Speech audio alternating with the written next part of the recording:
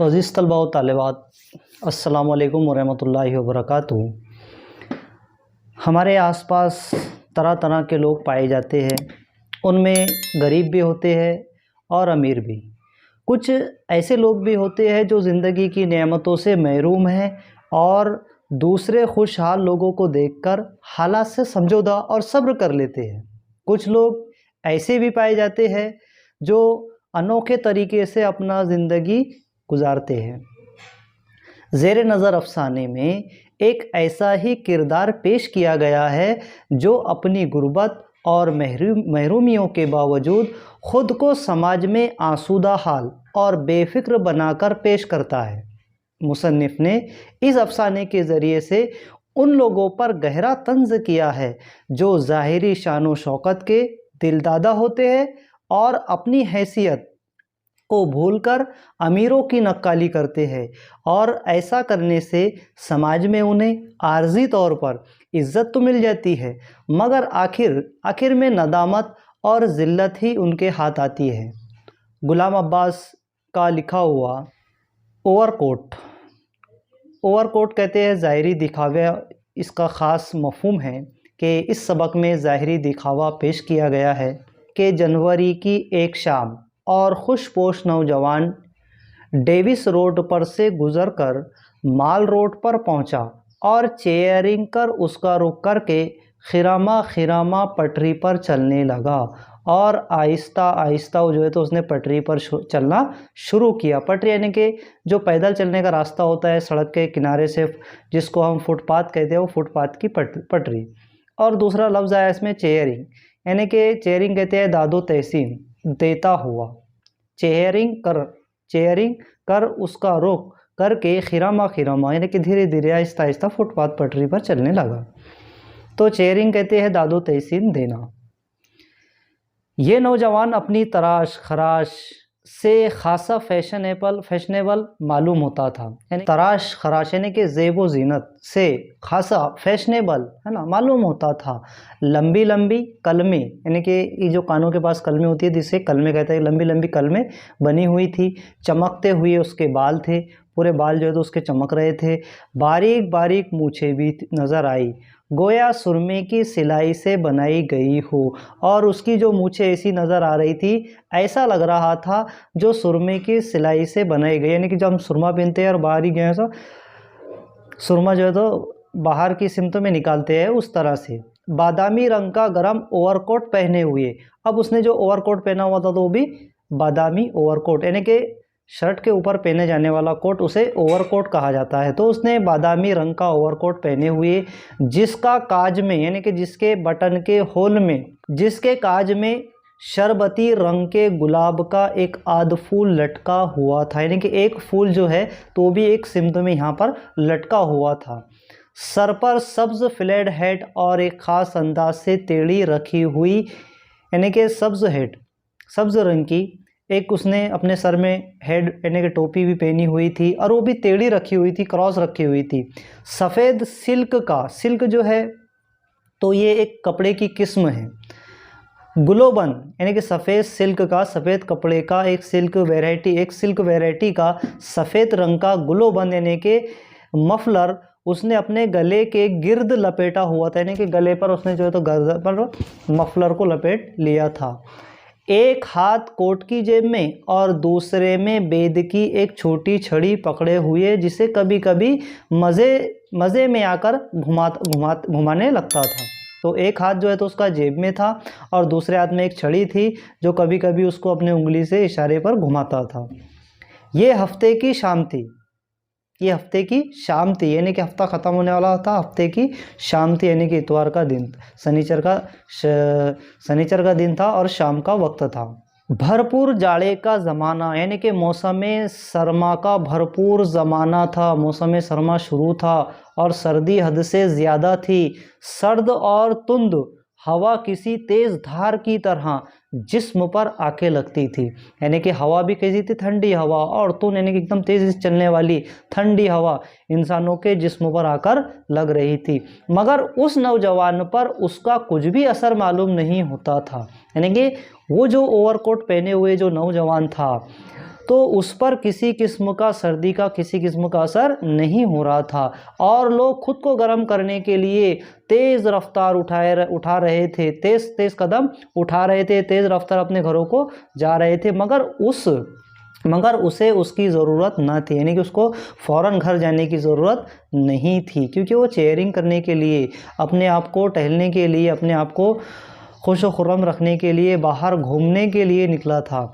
जैसे इस कड़कड़ाते जाड़े में, यानी कि इस मौसम सरमा की तूफ़ान सर्दी में उसे टहलने में बड़ा मज़ा आ रहा हो, यानी कि उसको घर को जाने की ज़रूरत नहीं थी, क्योंकि उसे मौसम सरमा के शाम में ठंडी हवा में घूमने का, टहलने का बहुत मज़ा आ रहा था। उसकी चाल ढाल से ऐसा बागपन टिपकता था, यानी कि देखने से ऐसा लगता था कि तांगे वाले दूर ही से देखकर सरपट घोड़ा दौड़ाते थे, यानी कि जल्दी से घोड़े को उस नौजवान की तरफ दौड़ाते हुए उसकी तरफ लपकते थे, यानी कि उसकी तरफ जाते थे और पूछते थे कि आपको टांगे की ज़रूरत तो नहीं, टैक्सी की ज़रूरत तो नहीं, मगर वो छड़ी के इशारे से नहीं कर देता, यानी कि ज़ुबान से कुछ नहीं कहता, छड़ी हाथ में थी, छड़ी के इशारे से नहीं कह देता। एक खाली टैक्सी भी उसे देख कर रुकी, एक टैक्सी भी आकर रुकी, मगर उसने नो थैंक यू कहकर उसे भी टाल दिया, यानी कि आपका शुक्रिया ये कह के उसे भी टाल दिया। रास्ते में वो सड़क आई जो लॉन्स गार्डन की तरफ जाती थी, यानी कि ये गार्डन का नाम है लॉन्स गार्डन, उसकी तरफ जाती थी वो सड़क आ गई। मगर उस वक्त शाम के धुंध लके, यानी कि शाम करीब करीब होने वाली थी, यानी कि कुछ उजाला बाकी था दिन का और रात जो है तो स्पीड पकड़ रही थी। तो और कोहरे में, यानी कि सर्दी हद से ज़्यादा थी, कोहरा छाया हुआ था, मगर इस बाग पर कुछ ऐसी उदासी बरस रही थी, यानी कि लॉन्स गार्डन की तरफ जो रास्ता जा रहा था, तो वो गार्डन में, वो बागीचे में ऐसी उदासी नज़र आई मुसन्निफ़ को, और ऐसी उदासी बरस रही थी कि उसने उधर का रुख ना किया, यानी कि गार्डन में जाने का उसने इरादा नहीं किया और सीधा चेयरिंग कर उसकी तरफ चलता रहा, यानी कि वही रोड पर फुटपाथ पर उसने चलना शुरू किया। मलेका के बुत के करीब पहुंचकर उसकी हरकत व सकनात में किसी कदर मतानत आ गई, यानी कि संजीदगी आ गई, यानी कि एक बुत खाने का नाम दिया गया है, मलेका के एक पुतला बना हुआ है, बुत बना हुआ है, वहाँ उसने जो है तो वहाँ पहुँचा और पहुँचकर हरकत व सकनात में किसी कदर मतानत आ गई, यानी कि वो जितना खुशनुमा घूमता हुआ नज़र आ रहा था तो उसमें अचानक एक संजीदगी पैदा हो गई। उसने अपना रुमाल निकाला और हल्के हल्के चेहरे पर फेरा ताकि गिर्द जम गई हो तो उतर जाए। उसने क्या किया, अपने जेब से रुमाल निकाला, रुमाल निकालने के बाद में रुमाल से चेहरे को साफ़ करने लगा, कहीं गिर्द यानी कि धूल जम गई हो तो वो साफ़ हो जाए। पास ही घास के एक टुकड़े पर कुछ अंग्रेज़ बच्चे बड़ी सी गेंद से खेल रहे थे। वो रुक गया और बड़ी दिलचस्पी से उनका खेल देखने लगा, यानी कि एक ग्राउंड में घास पर जो है तो कुछ अंग्रेज़ के बच्चे बड़ी गेंद से खेलते हुए नज़र आए, तो वो भी वहाँ पर ठहर गया, रुक गया और वो उनका गेम बड़ी दिलचस्पी के साथ मज़े लेते हुए उस खेल को देखने लगा। नौजवान की नज़र सीमेंट की एक खाली बेंच पर पड़ी। नौजवान की नज़र फिर किधर चल गई, बच्चों से हटकर एक सीमेंट की बेंच बनी हुई थी, बेंच पर पड़ी और वो उस पर आके बैठ गया। अब वो बेंच पर आकर बैठ गया। उस वक्त शाम के अंधेरे के साथ साथ सर्दी और भी बढ़ती जा रही थी, यानी कि जितना अंधेरा हो रहा था सर्दी उससे ज़्यादा और बढ़ती हुई नज़र आ रही थी।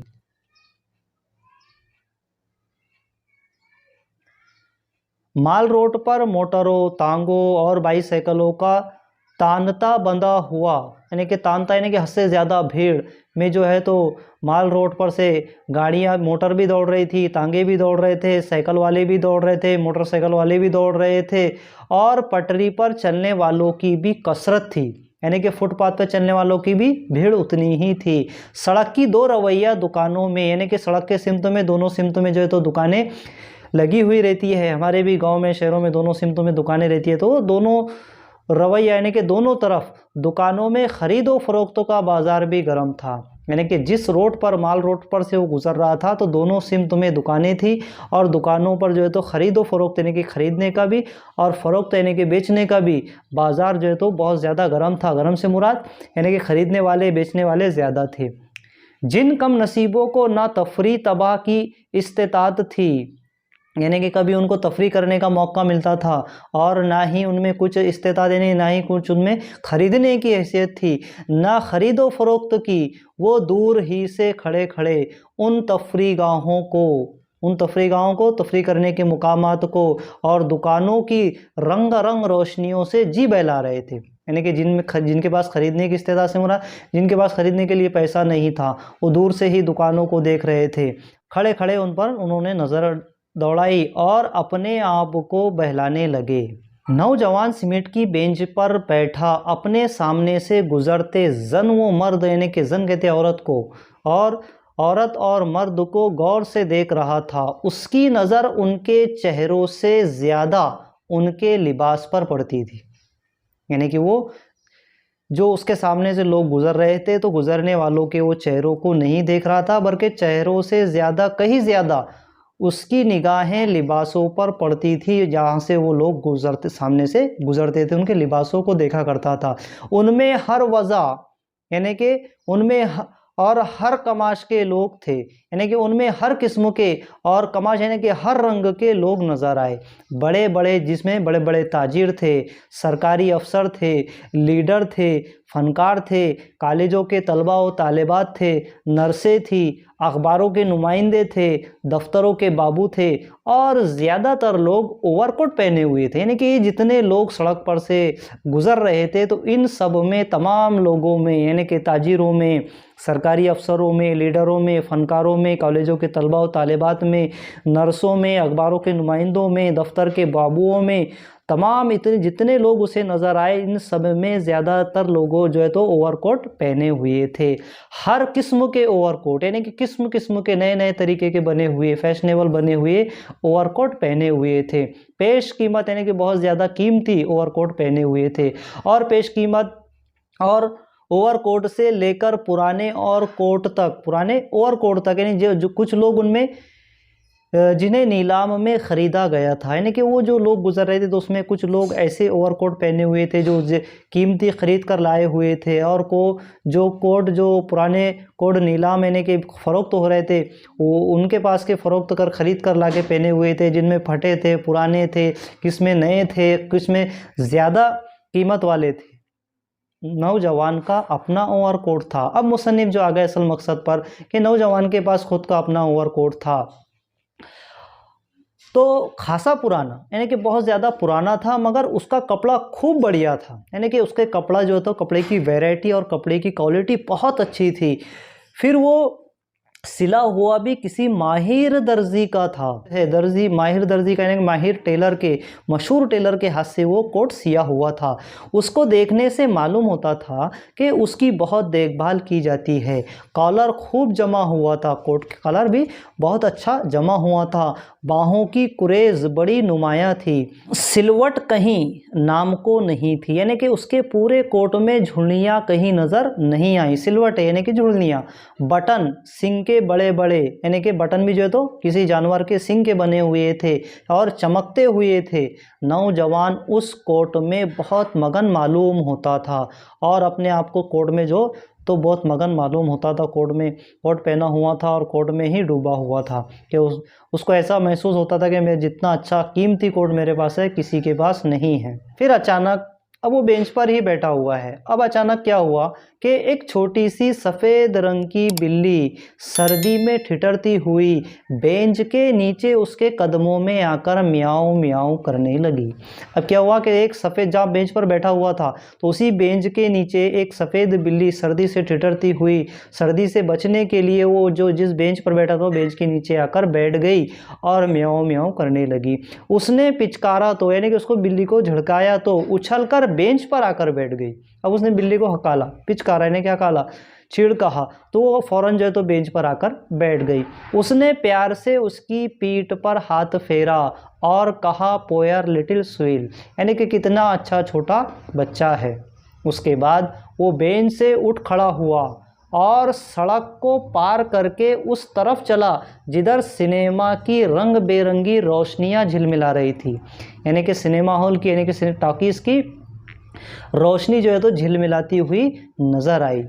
बरामदे में भीड़ न थी, यानी सिनेमा हॉल के बरामदे में, ग्राउंड में कोई भीड़ नज़र नहीं आई। सिर्फ चंद लोग थे जो आने वाली फिल्मों की तस्वीरों का जायज़ा ले रहे थे। यानी कि अक्सर क्या होता है कि टॉकीज़ में जब कोई नई फिल्म आने वाली होती है, लगने वाली होती है, तो उसकी फिल्मों की पोस्टर, उनकी तस्वीरें जो है तो टॉकीज़ में लगाई जाती है। तो लोग भी जो है तो ग्राउंड में खड़े हुए हैं, वरांडे में खड़े हुए हैं, और जो नई फिल्म आने वाली है और लगने वाली है टॉकीज़ में, तो उसकी फ़िल्मों की तस्वीरें देख रहे थे। 3 नौजवान एंग्लो इंडियन लड़कियां उन तस्वीरों को शौक से देख रही थी। यानी कि जो फिल्म आने वाली थी उसकी तस्वीरें लगी हुई थी, तो इंडियन लड़कियां जो तस्वीर को देख रही थी और बहुत शौक से देख रही थी, एक खास शान और इस्तिग्ना के साथ, यानी एक बहुत ही शान के साथ और बेपरवाह और बेफिक्री के साथ उन तस्वीरों को देखती हुई नजर आई। इस्तिग्ना यानी कि बेपरवाही के साथ में, शान की बेपरवाही की या बेफिक्री के साथ में देखती हुई, बड़े शौक से देखती हुई, और बेफिक्र यानी कि किसी किस्म की उनको कोई फिक्र नहीं थी। उनके साथ साथ मगर मुनासिब फासले से, थोड़े ही फासले से उन तस्वीरों को देखता रहा। यानी कि वो भी लड़कियों से थोड़े दूर खड़ा हो गया और वही तस्वीर को देखने लगा। लड़कियां आपस में हंसी मजाक की बातें भी करती जाती थी और फिल्म पर राय जनी भी करती थी। राय जनी करना यानी कि फिल्म पर राय देना। तो आपस में हंसी मजाक भी लड़कियों की हो रही थी और जो आने वाली फिल्म थी उनकी तस्वीरें देख रही थी, फ़ोटो देख रही थी, तो उस पर राय भी दे रही थी। फिर वो तीनों हंसती हुई बाहर निकल गई और थोड़ी देर के बाद नौजवान भी सिनेमा की इमारत से बाहर निकल आया और वो नौजवान भी फिर सिनेमा टॉकीज से बाहर निकल कर आ गया।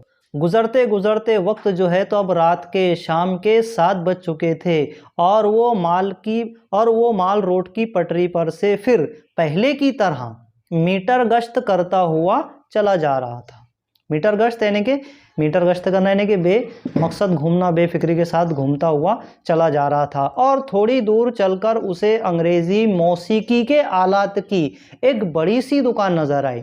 अब मौसीकी आलात, म्यूज़िक की, संगीत की, है ना, पियानो वगैरह जहाँ बजाया जाता है उसकी दुकानें होती है, संगीत के आलात मिलते हैं, नगमों में जो संगीत बजाई जाती है, मौसीकी बजाई जाती है, उसके आलात की दुकान पर उसके नज़र आई और वो बिला तकल्लुफ़ अंदर चला गया।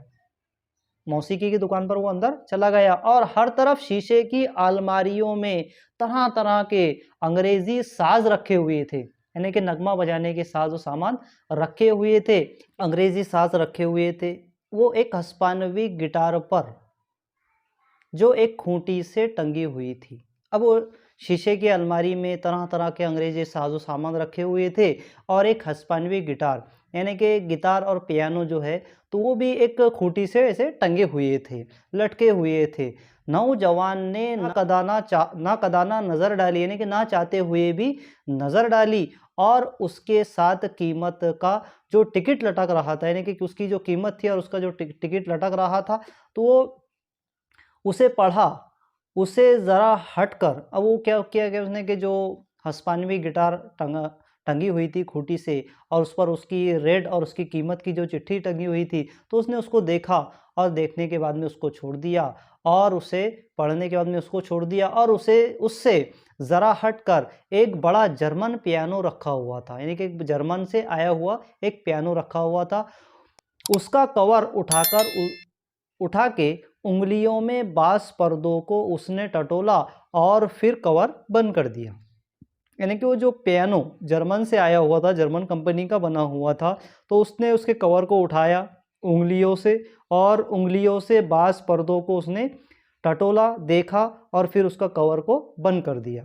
पियानो की आवाज़ सुनकर दुकान का एक कारिंदा उसकी तरफ बढ़ा। अब जैसे ही इसने उसके कवर को हटाया, उसके पियानो की बजने की आवाज़ आई, तो दुकान का एक कारिंदा यानी कि दुकान में काम करने वाला मुलाजिम जैसे ही उसने पियानो की आवाज़ सुनी तो उसकी तरफ दौड़कर आया। गुड इवनिंग सर, कोई खिदमत? उसने आते से क्या कहा, जिस तरह से मुलाजिम बड़े बड़े दुकानों के शोरूम के मुलाजिम करते हैं, गुड इवनिंग सर, कोई खिदमत? तो उस नौजवान ने कहा, नहीं शुक्रिया, हाँ इस महीने की ग्रामोफोन रिकॉर्ड की फहरिस्त दे दीजिए। ग्रामोफोन जो आई हुई है तो उसकी जो फहरिस्त है, रिकॉर्ड की फहरिस्त दे दीजिए। फहरिस्त लेकर नौजवान ने ओवरकोट की जेब में डाली। फहरिस्त उसने ली और अपने ओवरकोट के जेब में डाली और दुकान से बाहर निकल आया। अब वो पेनों की दुकान से बाहर निकल गया। फिर उसने चलना शुरू कर दिया। रास्ते में एक छोटा सा बुक स्टॉल पड़ा, यानी कि किताबों की दुकान पड़ी। नौजवान यहाँ भी रुका, यानी कि वो किताबों की दुकान में भी वो ठहर गया और रुका और कई ताज़ा रिसालों के वरक उल्टे। उसने पेचों को उल्टाकर देखना शुरू किया। वो जहां से रिसाला उठाता, बड़ी एहतियात के साथ वो रिसाला अलमारी में वहीं रख देता और आगे बढ़ा तो कालीनों की एक दुकान ने उसकी तवज्जो को जज्ब किया, यानी कि उसके ध्यान को जो है तो अपनी तरफ खींचा। तो कालीनों की दुकान ने उसको अपनी तरफ खींचा। कालीन की दुकान की तरफ वो बढ़ना शुरू किया। मालिक दुकान ने जो एक लंबा सा चुग्गा यानी कि एक बड़ा झुब्बा पहने हुए है और सर पर कुला रखे था। कुला से मतलब देखिए लंबी टोपी आती है जिसकी ताज शाही की तरह जो टोपी होती है। गरम जोशी से उसकी आवभगत करना यानी कि उसका इस्तेकबाल किया। कालीनों की दुकानदार ने नौजवान का बहुत गर्म जोशी के साथ यानी कि जल्दी से उठकर अफरा तफरी में उसका इस्तेकबाल किया। जरा ये ईरानी कालीन देखना चाहता हूँ। और नौजवान जैसे ही अंदर पहुंचा तो उसने मालिक से कहा कि मैं जरा ये जो ईरानी कालीन है तो उसको देखना चाहता हूँ। अब हो सकता है उतारिए नहीं, यहीं से देख लूंगा। हो सकता है कि दुकानदार तो उसको कालीन को निकाल कर बताना चाहता हो, तो इसलिए नौजवान ने नहीं कह दिया कि उतारिए नहीं, उसको वहीं रहने दीजिए, बल्कि मैं यहीं से देख लूंगा। और पूछा कि क्या कीमत है इसकी। दुकानदार ने जवाब दिया 1430 रुपये। नौजवान ने अपनी भौं को सुकेड़ा, जिसका मतलब था ओहो इतनी, यानी कि इतनी ज्यादा कीमत। यानी कि जिस तरह से हम कीमत दुकानदार ज्यादा बता देता है तो हम कहते हैं इतनी ज्यादा कीमत।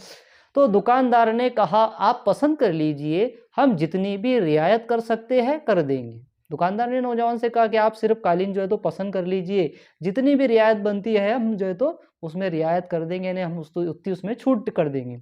जितनी हो सकती है ज़्यादा से ज़्यादा हम छूट कर देने की कोशिश करेंगे, डिस्काउंट देने की कोशिश करेंगे। नौजवान ने कहा शुक्रिया, लेकिन इस वक्त तो मैं सिर्फ एक नज़र देखने आया हूँ। नौजवान ने क्या कि नहीं शुक्रिया, मैं इस वक्त तो सिर्फ एक नज़र देखने के लिए आया हूँ। तो दुकानदार ने कहा शौक से देखिए, आप ही की दुकान है। वो 3 मिनट के बाद उस दुकान से भी निकल आया। उसके ओवरकोट के यानी के कांच में कहने बटन का जो कांच होता है, होल होता है, बटन होल, उसमें शरबती रंग के गुलाब का जो अध खिला हुआ फूल अटका हुआ था, वो उस वक्त काज से कुछ ज्यादा बाहर निकल आया था। यानी कि क्या होता है कि ओवरकोट पर एक धागे का काज बनाया होता है फूल अटकाने के लिए, तो वो फूल अटका हुआ था, एक फूल अटका हुआ था, तो वो थोड़ा सा झुक गया था और वो कांच में से निकल आया था, थोड़ा सा लटक गया था। जब वो उसको ठीक कर रहा था, यानी कि फूल को ठीक कर रहा था, तो उसके होंठों पर एक खफीफ और पुरअसरार यानी कि असर रखने वाली मुस्कुराहट नमूदार हुई और उसने फिर अपनी मीटर गश्त शुरू कर दी, यानी कि उसने बेमकसद घूमना फिर रोड पर शुरू कर दिया। अब वो हाई कोर्ट की इमारतों के सामने से गुजर रहा था। इतना कुछ चल लेने के बाद उसको थकान महसूस हुई थी, ना उकताहट। यानी कि इतना सारा उसने घूम लेने के बाद में ना उसको थकान से मुराद ना उसको थकान महसूस हुई थी और ना उकताहट, यानी कि ना ही उकताहट और ना ही उसका जी उकसा गया था। तो इतना सारा वो घूम चुका था। यहाँ पटरी पर चलने वालों की टोलियाँ कुछ छट सी गई थी, यानी कि टोलियों से मुराद 2 लोग, 3 लोग, 4 लोग ऐसे ग्रुप में आते हैं खरीदो फरोख्तों के लिए और फिर वापस चले जाते हैं। तो ये जो टोलियां थी तो वो कुछ छट गई थी और उनमें काफ़ी फसल रहने लगा था, यानी कि जहाँ भीड़ होती है तो फासला कम हो जाता है और जब भीड़ कम हो जाती है तो लोग जो है तो दूर दूर नज़र आते हैं, तो फसल यानी कि फासला कम हो चुका था, यानी कि लोगों में डिस्टेंस अब ज़्यादा बढ़ गया था। क्यों बढ़ गया था? क्योंकि लोगों की आमदोरफ्त सर्दी की वजह से कम हो चुकी थी। उसने अपनी बेद की छड़ी को उंगली पर घुमाने की कोशिश की मगर कामयाबी न हुई, यानी कि वो छड़ी नीचे गिर गई और छड़ी ज़मीन पर गिर पड़ी। ओह सॉरी, कहकर वो ज़मीन पर झुका और छड़ी को उठा लिया। यानी कि उसने छड़ी को घुमाने की उंगली पर कोशिश की लेकिन नाकाम रहा। वो कोशिश नाकाम रही, ज़मीन पर गिर गई। उसने ओ सॉरी कहा और ज़मीन से उस छड़ी को उठा लिया। नौजवान ने शाम से अब तक अपनी मीटर गश्त के दौरान में जितनी इंसानी शक्लें देखी थी, यानी कि जितने भी सैकड़ों लोगों को, हज़ारों लोगों को उसने देखा था, उनमें से किसी ने भी उसकी तवज्जो को अपनी तरफ मुनतफ नहीं किया था, यानी कि मुतवज्जे नहीं किया था। उसने हज़ारों लोगों की शक्लों को देखा, लोगों के लिबासों को देखा, कोटों को देखा, ओवरकोट को देखा, लेकिन किसी इंसान ने उस ओवरकोट पहने वाले आदमी की तरफ मुतवज्जे नहीं किया था, उसकी तरफ नहीं देखा था। वो अपने हाल में ऐसा मस्त था कि किसी दूसरे से उसे सरोकार ही ना था। सरोकार ही ना था यानी कि कोई ताल्लुक़ नहीं था। और इसमें एक लफ्ज़ आया मुनतफ, यानी कि मुतवज्जे करना। मुनतफ यानी कि मुतवज्जे करना। अभी उसने आधी ही सड़क पार की होंगी कि ईंटों से भरी हुई एक लारी पीछे से बगोले की तरह आई, यानी कि एक बगले की तरह दौड़ती हुई एक ईंटों से भरी हुई लारी आई, ट्रक आया और उसे रौंदती हुई मैकलोड रोड की तरफ निकल गई। ये रोड का नाम है, मैकलोड रोड की तरफ निकल गई। क्या हुआ कि अभी उसने आधी ही सड़क पार की थी, यानी कि वो सड़क को जो है तो क्रॉस कर रहा था, क्रॉस करने ही वाला था कि ईंटों से भरी हुई एक लारी आई, एक बड़ा ट्रक आया और पीछे से उसे बगोले की तरह जो है तो दौड़ता हुआ, बगले की तरह दौड़ता हुआ उसे रौंद कर जो है तो मैकलोड रोड की तरफ निकल गया। लॉरी के ड्राइवर ने नौजवान की चीख सुनकर पल भर के लिए गाड़ी की रफ्तार कम की। अब वो नौजवान जो घूम रहा था ओवरकोट पहने हुए, तो क्या हुआ इत्तेफाक से कि अब उसका एक्सीडेंट हो गया। वो ईंटों से भरी लारी, ईंटों से भरी गाड़ी वाले ने उसका एक्सीडेंट कर डाला और जैसे ही नौजवान टायर में आ गया और उसकी चीख निकली तो ड्राइवर ने उस नौजवान की आवाज़ सुनी, उसकी चीख सुनी और थोड़ी गाड़ी की रफ्तार को स्लो किया। स्लो करने के बाद इन्हें कम किया और फिर वो समझ गया कि कोई लारी की लपेट में आ गया है, यानी कि मेरे गाड़ी के नीचे कोई आ गया है। वो रात के अंधेरे से फ़ायदा उठाते हुए लारी को ले भागा। रात का अंधेरे से उसने फ़ायदा उठाया कि अंधेरा है, कौन देखेगा, नंबर प्लेट कौन देखेगा, मेरा चेहरा किसने देखा, किसी ने नहीं देखूंगा क्योंकि अंधेरा हो रहा है। उसने रात का मौका उठाकर, अंधेरी रात का मौका उठाकर वहाँ से फरार हो गया। 2-3 राहगीर, यानी कि जो रास्ते से चलने वाले राहगीर थे, जो उस हादसे को देख रहे थे, शोर मचाने लगे कि नंबर देखो, नंबर देखो, मगर लारी हवा हो चुकी थी। हवा हो चुकी से मुराद यानी कि गायब हो चुकी थी।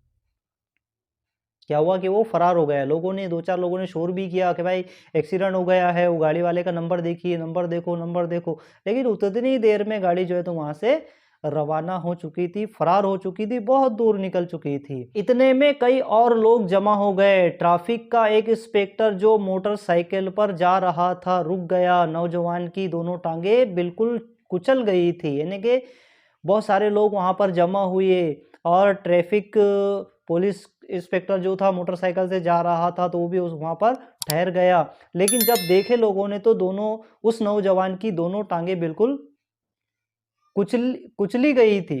कुचली गई से मुराद यानी कि चकनाचूर हो गई थी।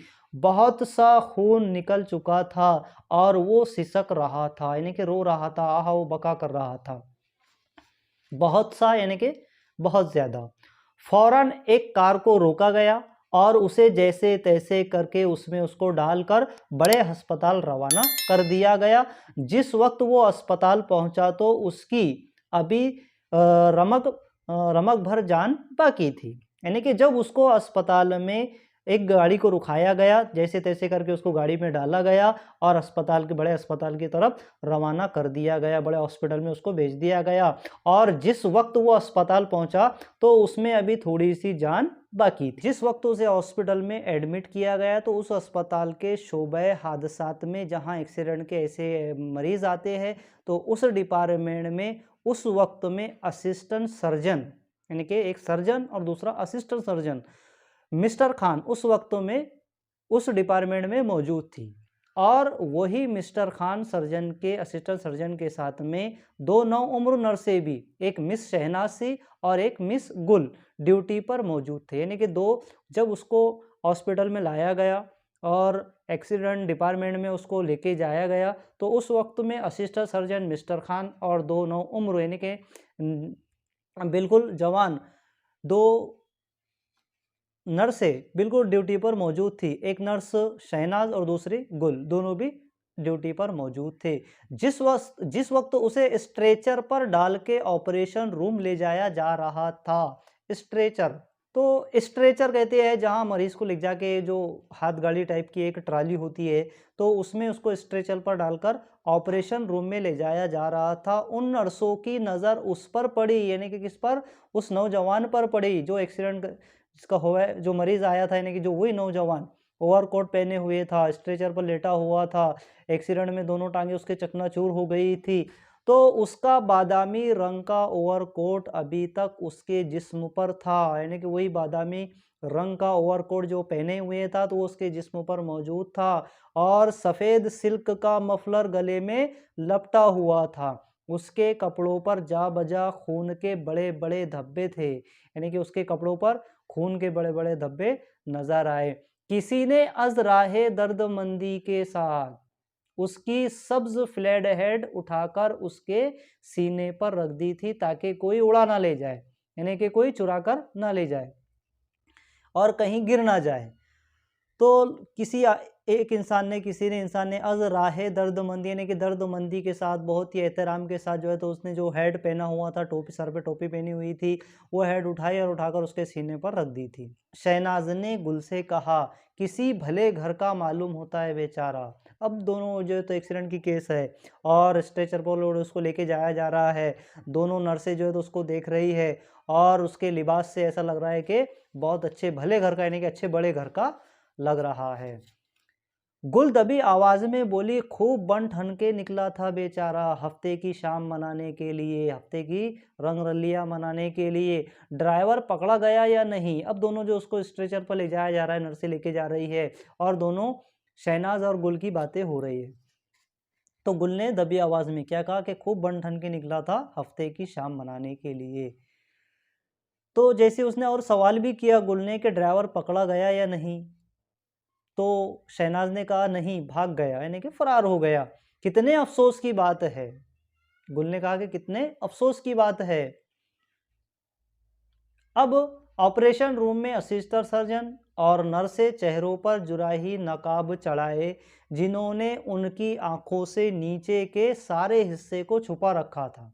अब ऑपरेशन रूम में उसको पहुंचा दिया गया, ऑपरेशन की तैयारी चल रही है और सर्जन के भी और नर्सों के भी चेहरों पर जिराही के नकाब, यानी कि ऑपरेशन के अमल के दौरान में जो वो लिबास पहन लेते हैं, नकाब अपने आप पर डाल लेते हैं, चेहरों को मास्क लगा लेते हैं और ऊपर टोपी पहन लेते हैं, तो वो पूरे उन्होंने अपने जिस्म को ढक रखा था, छुपा रखा था कि उसकी देखभाल में मसरूफ़ थे और असिस्टेंट सर्जन भी और दोनों नर्सें भी उसकी देखभाल में मसरूफ़ थी, यानी कि बिज़ी थी। उसे संगे मरमर की मेज़ पर लेटा दिया गया, यानी कि जहाँ ऑपरेशन थिएटर में जो मेज़ रखी जाती है, मेज़ थी, तो उसे संगे मरमर की बनाई हुई थी, उस पर उसको लेटा दिया गया। उसने सर में जो तेज़ खुशबूदार तेल डाल रखा था, उसकी कुछ महक अभी तक बाकी थी।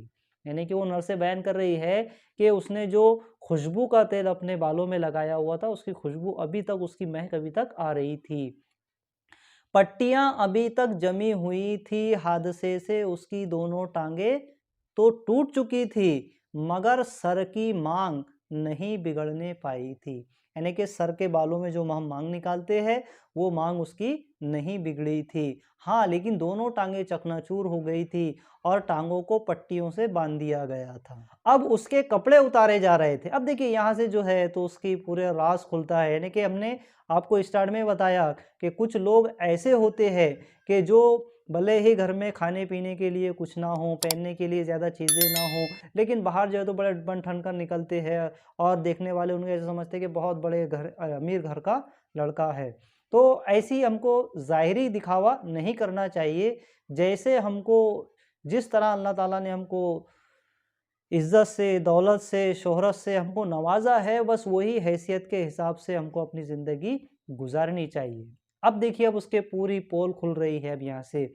अब उसका राज जो है तो अयां होता है कि अब उसके कपड़े उतारे जा रहे थे। सबसे पहले सफ़ेद सिल्क गुलोबंद, यानी कि जो सफ़ेद रंग की और सिल्क कपड़े की जो उसके गले में मफलर लपटी हुई थी, तो उसे गले से उतारा गया।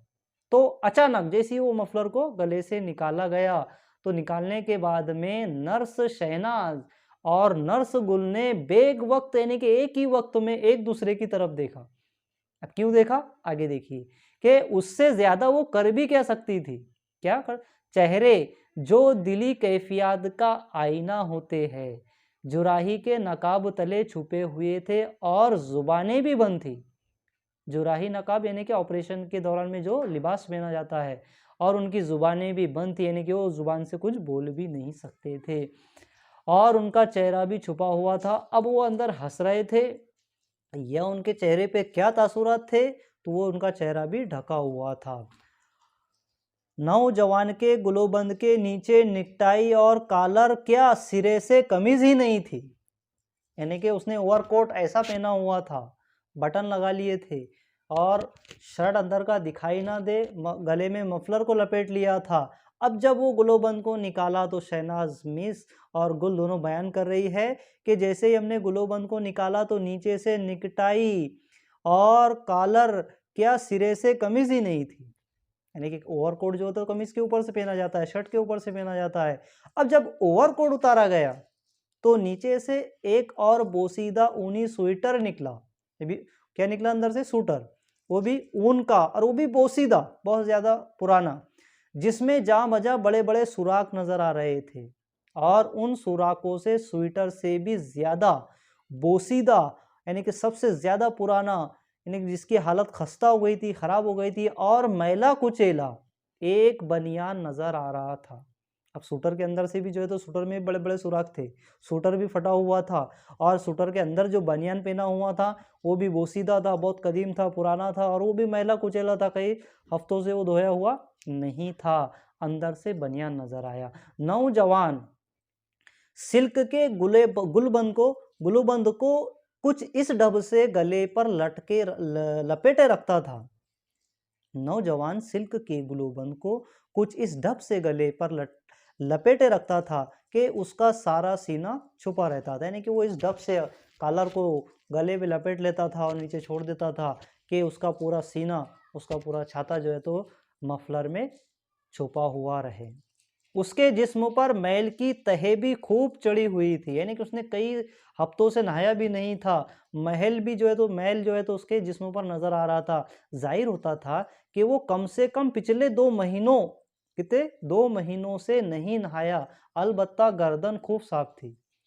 खैर कोई बात नहीं, 2 महीने से नहीं नहाया होगा, इतनी उसके जिस्म पर मैल नजर आ रहा था, लेकिन उसकी जो गर्दन थी तो गर्दन और चेहरा बिल्कुल बहुत साफ था, और उस पर हल्का फुल्का सा जो है तो पाउडर भी लगा हुआ था।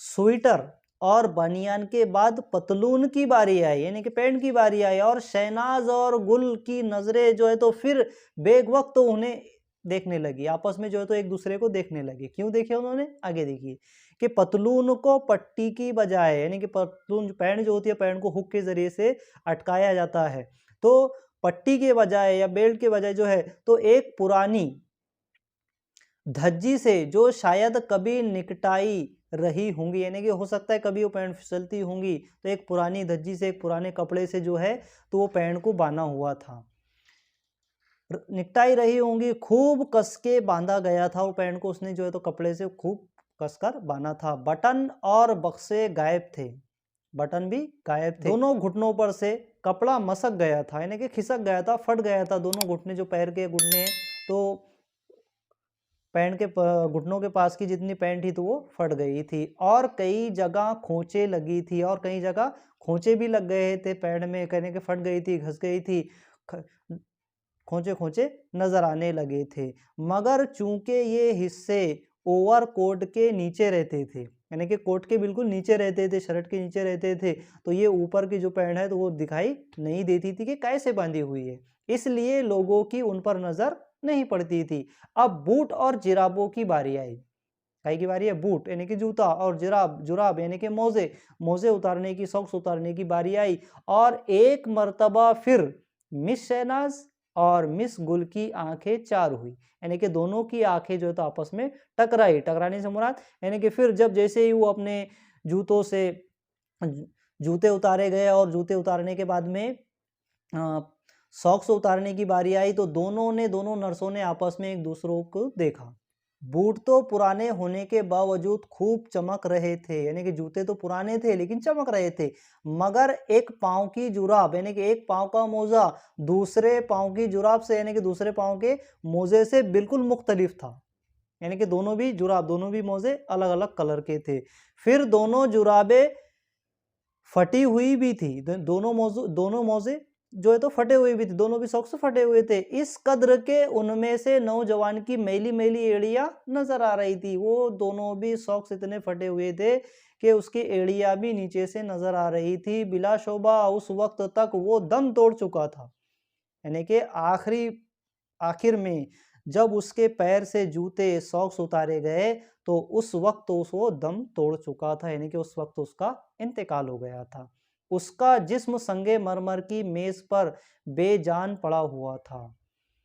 उसका चेहरा जो पहले छत की सिमत था, कपड़े उतारने में दीवार की तरफ मुड़ गया, मगर मालूम होता था कि जिस्म और उसके साथ रूह की बरहंगी ने उसे खजिल कर दिया है, यानी कि शर्मिंदा कर दिया है और वो अपने हम जिन्सों से आंखें चुरा रहा है। और ऐसा लगता था कि उसकी नज़रें जो है तो बिल्कुल छत के ऊपर थी और फिर दीवार की तरफ कपड़े उतारने में दीवार की तरफ में मुड़ गई।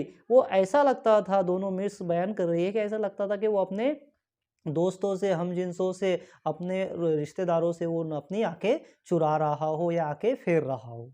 उसके ओवरकोट की मुख्तलिफ जेबों से जो चीज़ें बरामद हुई, यानी कि जब उसके कपड़े उतारे गए, कपड़े जूते उतारे गए तो उसके मुख्तलिफ चीज़ें मुख्तलिफ जेबों से यानी कि अलग अलग जेबों से जो चीज़ें बरामद हुई यानी कि हासिल हुई वो ये थी। अब वो जो है तो बयान कर रहे हैं कि एक छोटी सी सियाह कंघी उसके जेब से निकली, एक रूमाल, 6.5 आने रुपए, एक बुझा हुआ सिगरेट, एक छोटी सी डायरी जिसमें नाम और पते लिखे हुए थे और नए ग्रामोफोन रिकॉर्ड की एक महाना फहरिस्त, यानी कि जो उसने ग्रामोफोन की रिकॉर्ड जो है तो रिकॉर्ड की उसने फहरिस्त ली थी कीमत की, और कुछ इश्तिहारात जो मीटर गश्त के दौरान इश्तिहार बांटने वालों ने उसके हाथ में थमा दिए थे और उसने उन्हें ओवरकोट की जेब में डाल दिया था। ओवरकोट की जेब में उसने अंदर डाल दिया था।